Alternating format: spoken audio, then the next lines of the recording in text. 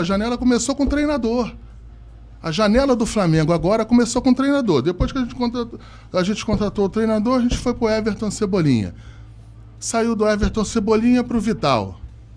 Saiu do Vidal pro Eric. Saiu do Eric pro Varela. Todos os jogadores... Varela agora Poscar. Todos os jogadores de nível de suas seleções. Né? O Vidal, eu acho que a gente pega e tira. Não sei se vai jogar muito, não sei se vai jogar pouco, mas é um astro. Você tem ali o Everton Cebolinha, que perdeu um pouco espaço em relação à seleção brasileira, talvez ali um pouco em função da situação do Benfica. As coisas não correram tão bem quanto ele, mas é um jogador de seleção. Sim. Aí depois você vem pro Eric, que tem 40 jogos pela seleção chilena, 28 anos. Estava na Copa América quando foi campeão em 2006. E você tem o Varela, que jogou a Copa do Mundo.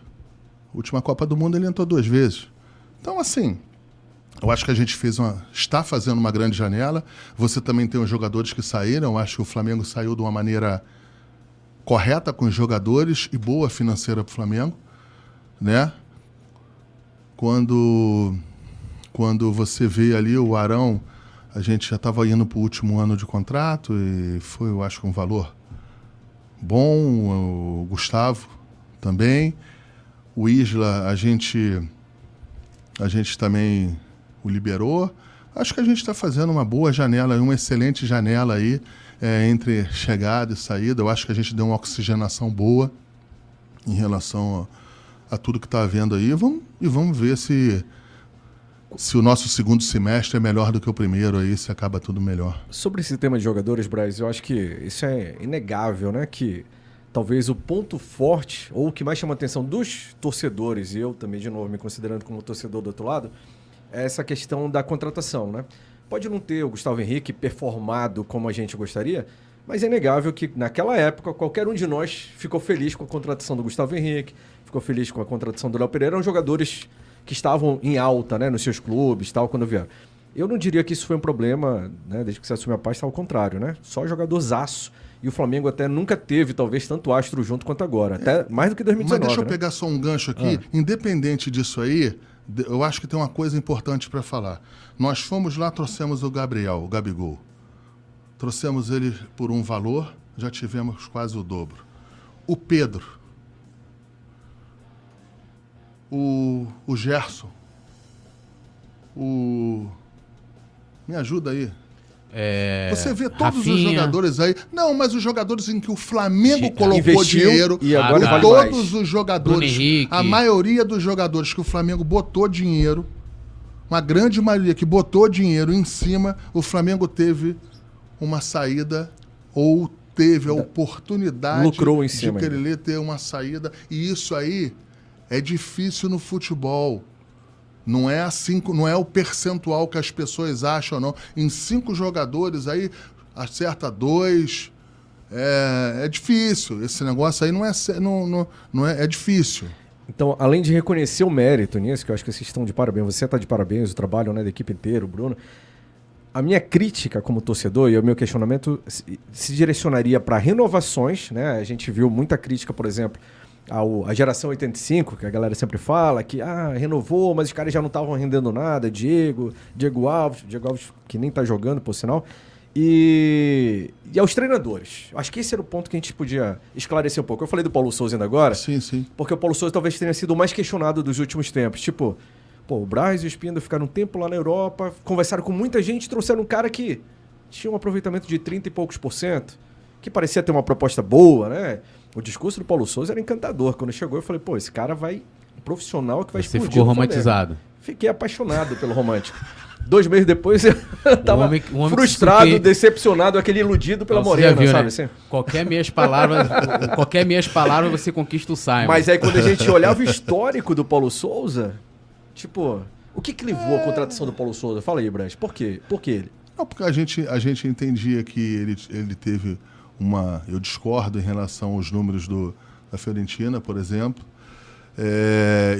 aonde ele tinha passado, em que ele tinha um time ajustado para poder ganhar, ele ganhou. Não foram grandes lugares, mas só tem um problema. Quando você vai botar os treinadores em que de fato ganharam Champions, em de fato que ganharam campeonatos de Liga Europa, que ganharam Premier League, os números são outros.